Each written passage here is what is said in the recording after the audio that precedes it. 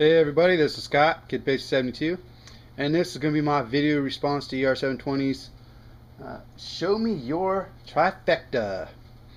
Well, this one might be a little different here, because I'm going to show you the ultimate of trifectas here. Starting off, you can see I got my K-bar kukri right here. This definitely is, this is my big heavy chopper. I love this thing. Works out very nice. I'd use this to pretty much do everything I need to do, get my wood, get everything going for me outside of camp. Then I got the BK7. This more light duty medium chopping. I use this to do a lot of the splitting and stuff like that. And more so this all being for the in-camp work. And then of course I got the Becker Necker, the BK11. This keep on you all the times because you never know when you got smaller tasks to do. Boring holes for wood bearing blocks, things like that sort of nature. Really love all three of those, and yeah, as you can see, I got a whole K-bar thing going on right here. I love those knives. They're actually fairly affordable, easy when you're on a budget to be able to pick it up and have decent weight in your hand. So really like those a lot. That's definitely my trifecta of my outdoor knives that I like to take with me almost every single time I go out. Okay, trifecta of pots. This is what I like to take with me when I go out, depending on whether I'm just doing a quick overnight or even a day hike. If I'm by myself, I'll actually use all three of these for an extended trip. I think they work very well together. All three of them are actually titanium, so they're very, very light. First one up here is the MSR Titan. I really like this pot. Definitely for larger situations. As I stated before, if you guys follow me on my channel, you know that the majority of the time I have my daughter with me. So it works very well because I can cook a lot more food at one time for both her and I. Snow Peak 700. This definitely is great when you're by yourself. Love the handles on this thing. Works out very well, especially when looking at, as before, previous videos, you see I use it on my Emberlet stove. This thing works awesome. Very easy to manage. Even with the markings on the bottom, you can see it gets a lot of use to it. It's great, and they're very, very light. And my Snow Peak 450. This, as I said before, is dedicated to more of my morning brews, warm drinks. If for some reason all I have is just these two, because they all do nestle into each other quite well here, which I'll show you. If I'm doing a quick day hike with my daughter and I take just these two pots right here, makes it very easy because, well, she is a kid. She doesn't eat quite as much as I do, so I can make one quick brew, get everything set up and done, give her a little something to snack on. Got something to snack on myself, and it's quick and easy to clean. Perfect, just like that. Works awesome and great. Other thing that's really nice about these particular type of pots slash mugs is, looking at all of them, if you look, they're actually all rolled, so it's one piece. Makes it very nice and easy for cleanup. It's basically you wipe them out, take them home, do your main wash, your main cleanup on them. Pretty simple, pretty easy to do. Okay, this is my trifecta of my EDC, everyday carry. First up, beautiful knife, partially serrated. This is my Spyderco Endura. As you can see, I'm sure it's not going to show up on this camera that well.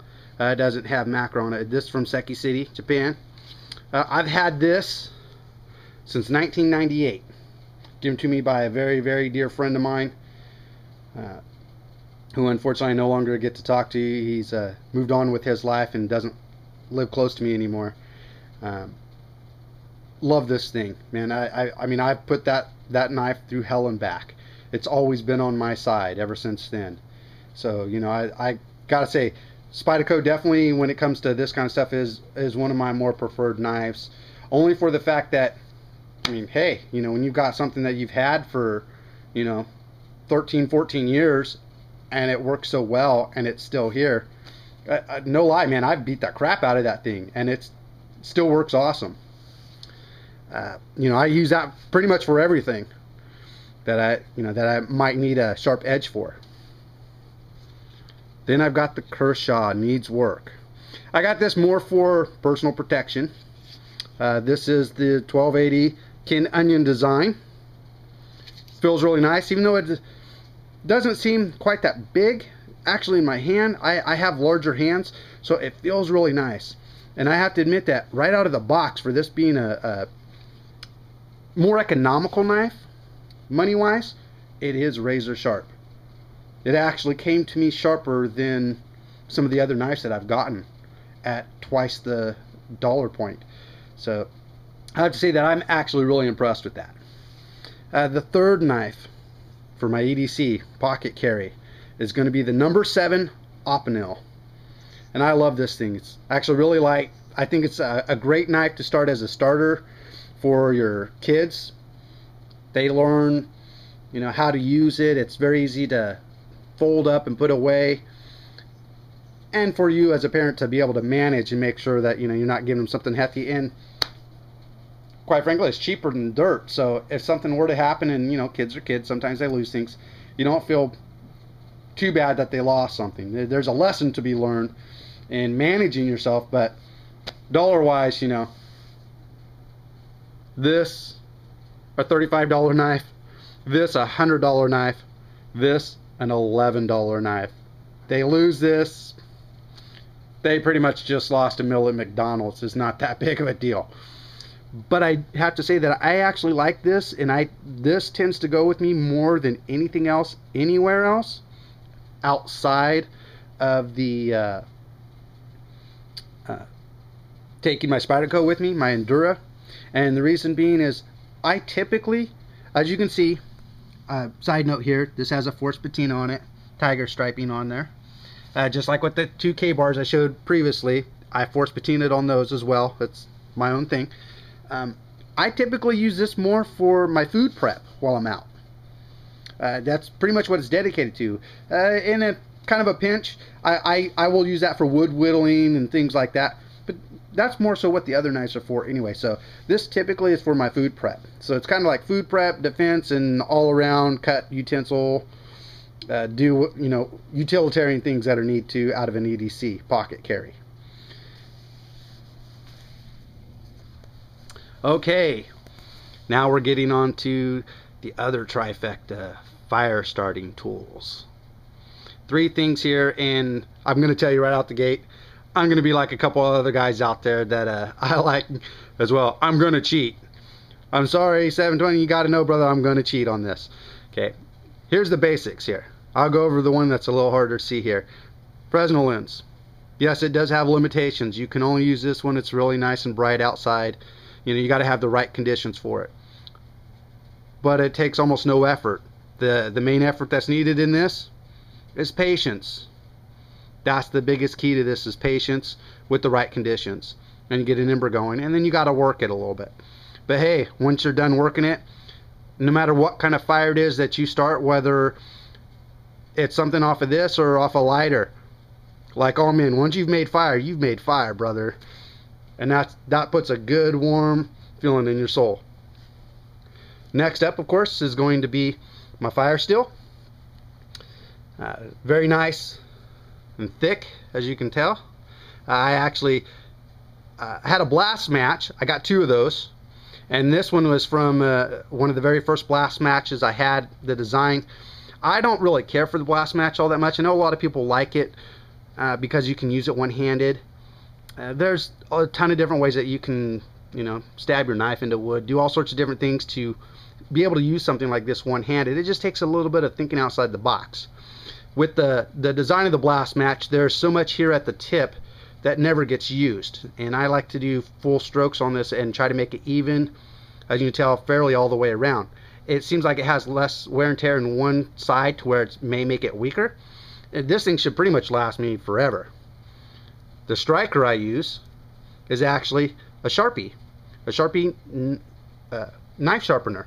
So it has multiple purpose here. Works great for using it as a fire tool, but also helps me keep all of my knives sharpened out in the field in case of an emergency. And as you can see, yes, I mean, once again, thinking outside of the box, I wrapped it in paracord that's been gutted. Since the blast match broke, what I did was I actually drilled a hole. I took a key ring and stuck that key ring through it and used gutted paracord and wrapped that as well. You know, I actually threaded the key ring through it and then super glued it all in, so it gave me a nice, good, solid handle to hold on to while I strike. Third thing, completing out this trifecta of fire starters. This here, very nice. I love this thing a lot. It's diamond charcoal wood on this. I love the way that the coloring on this looks, and just I wish it could show up a little bit better in camera, so I do apologize that you can't quite see the detail that I can. What this is this is a fire piston.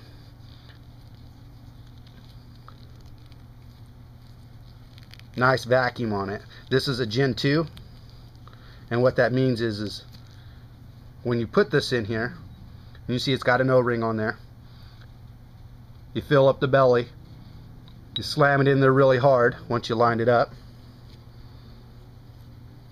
You slam it in there really hard and pull out, and what it does is it works just like a piston in a diesel. The compression is what takes your natural tinder, like a fungus or char cloth, things of that nature, that'll ignite fairly easy, and it's all about pressure.